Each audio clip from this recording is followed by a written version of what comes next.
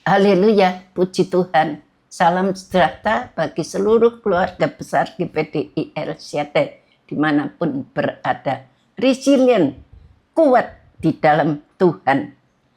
Kita akan sama-sama membaca di dalam perjanjian baru Injil Yohanes 20 ayat 24 sampai ayat yang terakhir. Mulai ayat yang ke-24 sampai ayat yang ke-30, 31. Tapi saya tidak akan membacakan semua ayat terlalu panjang. Ayat 24 sampai 29 saya akan membaca dengan cepat. Tetapi Thomas, seorang dari ke-12 murid itu yang disebut Didimus, tidak ada bersama-sama mereka ketika Yesus datang ke situ. Maka kata murid-murid yang lain itu kepadanya, "Kami telah melihat Tuhan." Tetapi Thomas berkata kepada mereka, "Sebelum aku melihat bekas paku pada tangannya, dan sebelum aku mencucukkan jariku ke dalam bekas paku itu, dan mencucukkan tanganku ke dalam lambungnya, sekali-kali aku tidak akan percaya." 8 hari kemudian murid-murid Yesus berada kembali dalam rumah itu dan Thomas bersama-sama dengan mereka. Sementara pintu-pintu terkunci, Yesus datang dan ia berdiri di tengah-tengah mereka dan berkata, "Damai sejahtera bagi kamu." Kemudian ia berkata kepada Thomas, "Taruhlah jarimu di sini dan lihatlah tanganku, ulurkanlah tanganmu dan cucukkan ke dalam lambungku. Dan jangan engkau tidak percaya lagi, melainkan percayalah." Thomas menjawab, "Ya Tuhanku dan Allahku." Saya beri tema, Tuhan menampakkan diri kepada Thomas. Itu di dalam ayat yang sudah kita baca ini. Nama Thomas muncul 5 kali dalam ayat yang baru kita baca, yaitu ayat 24 sampai ayat yang ke-29. 5 kali, 6 kali. Muncul 5 kali dalam 6 ayat ini. Siapakah Thomas itu? Dia adalah seorang murid dari 12 murid Yesus. Itu adalah Thomas. Di dalam Matius 10 ayat 3, Markus 3 ayat 18, Lukas 6 ayat 15. Yohanes memberikan gambaran mengenai karakter Thomas. Dia seorang yang skeptik, tidak skeptik tapi dia setia. Di dalam Injil Yohanes 11 ayat yang ke-16, coba kita baca Yohanes 11 ayat yang ke-16. Lalu Thomas yang disebut Didimus berkata kepada teman-temannya, yaitu murid-murid yang lain, "Marilah kita pergi juga untuk mati bersama-sama dengan dia." Pada waktu Yesus akan disalibkan, dia berkata kepada teman-temannya bahwa dia itu mau mati bersama-sama dengan Yesus. Dia seorang yang lambat belajar, tapi jujur. Itu di dalam Yohanes pasal 14 ayat 5. Kita baca Yohanes 14 ayat 5. Kata Thomas kepadanya, "Tuhan, kami tidak tahu kemana engkau pergi. Jadi bagaimana kami tahu jalan ke situ?" Jadi Thomas ini seorang yang skeptik tapi setia. Seorang yang lambat belajar, tapi jujur. Dia seorang yang jujur, seorang yang menuntut suatu pengalaman pribadi. Dalam Yohanes 20 ayat 24 sampai 29 ini yang ingin menuntut secara pribadi apa yang Thomas alami. Ayat 24 ini dikatakan bahwa kekecewaan yang membawa kepada kesendiriannya Thomas tidak ada ketika Tuhan Yesus bangkit menjumpai murid-murid pada malam hari Minggu bersama. Minggu pertama itu murid-murid sudah bertemu dengan Yesus yang hidup. Tapi pertama Thomas ada, tetapi seterusnya dia pergi dan dia tidak melihat Tuhan yang bangkit. Mereka tidak tahu. Awalnya Thomas bersama mereka, tapi Thomas pergi. Sehingga ketika Yesus hadir, Thomas tidak berjumpa dengan Tuhan Yesus. Jadi penting bagi kita masing-masing untuk terus memperdalam pengalaman kepada Allah secara benar. Bukan ikut-ikutan apa kata orang.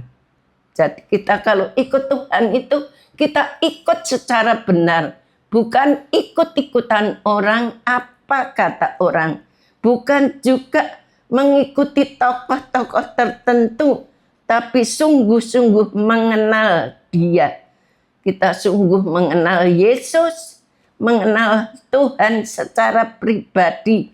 Meskipun terkadang kita sendirian, Tuhan itu selalu ada menyertai kita. Kita tidak perlu takut sendirian.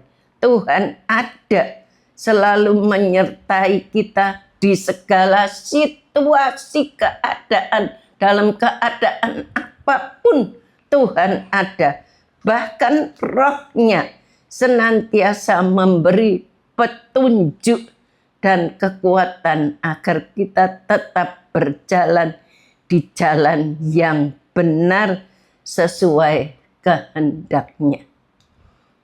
Bapak, Ibu, Saudara, kita harus menggunakan senantiasa ketopong keselamatan dalam kehidupan kita. Walaupun malam itu Thomas tidak bersama-sama dengan murid-murid pada waktu pertama kali Yesus menjumpai murid-muridnya. Tetapi Thomas tetap memberikan kesaksian. Teman-temannya itu tidak berhenti waktu mereka ketemu dengan Thomas. Mereka menceritakan apa yang mereka lihat. Mereka mengatakan bahwa Yesus itu sudah bangkit. Tetapi kita melihat Thomas tidak dapat menerima kesaksian teman-temannya. Ia mengharapkan suatu pengalaman pribadi. Dia tidak percaya orang yang bersaksi, tapi dia ingin mengalami pengalaman secara pribadi. Kita tahu banyak orang menganggap Thomas itu terlalu skeptis. Skeptis itu artinya dia tidak mau percaya sebelum dia melihat. Jadi kalau dia sudah melihat kenyataan baru dia percaya. Jadi itu memang sifat dari Thomas dan ragu-ragu. Tapi saya merasa hal itu kurang tepat juga. Bukankah pada waktu itu murid-murid yang lain juga percaya karena mereka mengalami perjumpaan pribadi dengan Tuhan. Murid-murid itu percaya karena mereka juga memang benar-benar mereka berjumpa dengan Tuhan. Saat itu Thomas tidak ada bersama-sama dengan mereka. Dalam Lukas 24 ayat 11 dan 12 atau Lukas 23. Dalam Lukas 26 sampai 27 pada hari ke-8 itu Thomas masih bersama-sama dengan murid-murid yang lain dan saat itulah Tuhan kembali menampakkan diri kepada murid-muridnya. Thomas ada. Itu pintu-pintu dikunci, jendela-jendela dikunci. Thomas mengatakan, sebelum aku mencucukkan jariku ke tempat lubang paku di tangannya dan lambung Yesus, aku tidak percaya. Itu sifat Thomas. Kita melihat apa yang terjadi waktu itu. Thomas ada. Mungkin Thomas duduk di belakang sendiri dan dia takut. Waktu itu tiba-tiba Tuhan berkata, damai sejahtera bagi kamu. Thomas mendengar suara Yesus, dia terkejut bahwa Yesus itu benar-benar bangkit. Ternyata Yesus berkata, Thomas, kamu mari maju. Ulurkan tanganmu, cucukkan jarimu ke lubang tangan Yesus dan lambungnya. Thomas mengatakan dengan penuh ketakutan, ya Tuhanku, ya Allahku. Dia begitu percaya, dia minta ampun kepada Tuhan pada hari yang ke-8 itu. Masih bersama-sama. Dan waktu itu Tuhan memberi perhatian khusus kepada Thomas.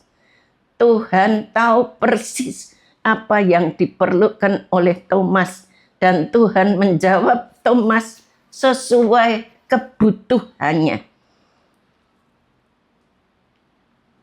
Penampakan diri Tuhan Yesus itu dalam ayat 28 kepada Thomas membuat sebuah perubahan yang nyata dalam diri Thomas.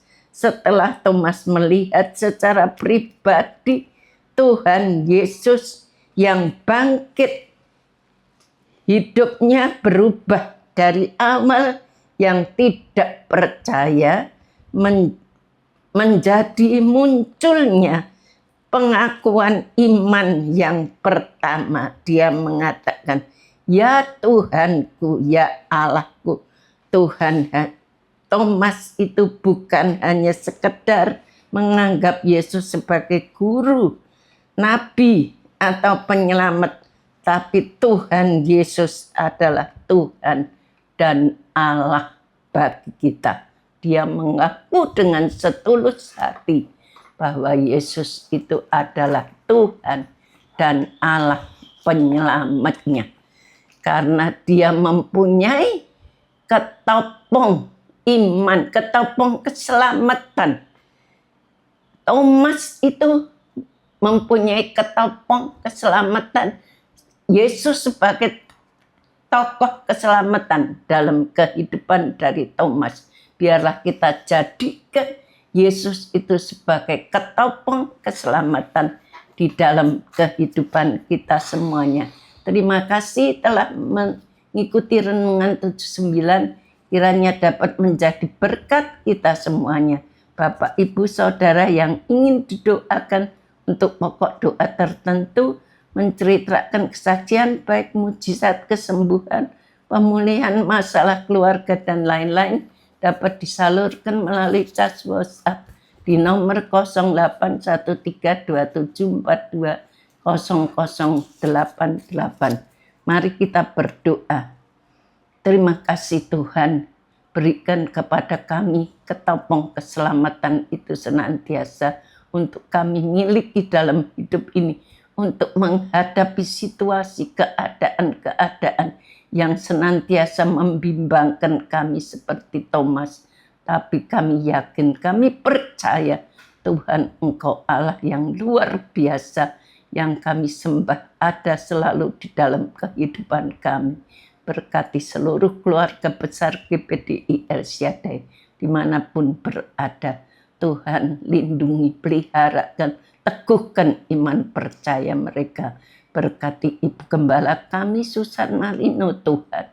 Engkau tahu kesetiaannya, ketekunannya, pengorbanannya dalam usia yang muda. Sudah diserahkan kepadamu. Tuhan bentuk, Tuhan pakai Ibu Gembala kami dengan luar biasa. Tambah-tambahi hikmat, singkapkan setiap rahasia firman-Mu untuk membawa keluarga GPDI El Shaddai ini lebih tangguh, lebih kuat di dalam Engkau, lebih cinta Engkau, cinta pekerjaan-Mu. Terpuji nama-Mu Tuhan. Terima kasih berkati multimedia yang dengan setia melayani kami. Balas mereka dengan limpah-limpah. sesuai dengan janji firman. Terima kasih Tuhan. Terima kasih. Keluarga GPDI El-Shaddai hendak menyanyi bagi Tuhan. Selama keluarga GPDI El-Shaddai hidup, hendak bermazmur bagi Engkau ya Allah. Selagi keluarga GPDI El-Shaddai ada, biarlah renungan keluarga GPDI El-Shaddai manis kedengaran kepadamu. Keluarga GPDI El-Shaddai hendak bersuka cita karena Tuhan. Terima kasih. Haleluya. Amin.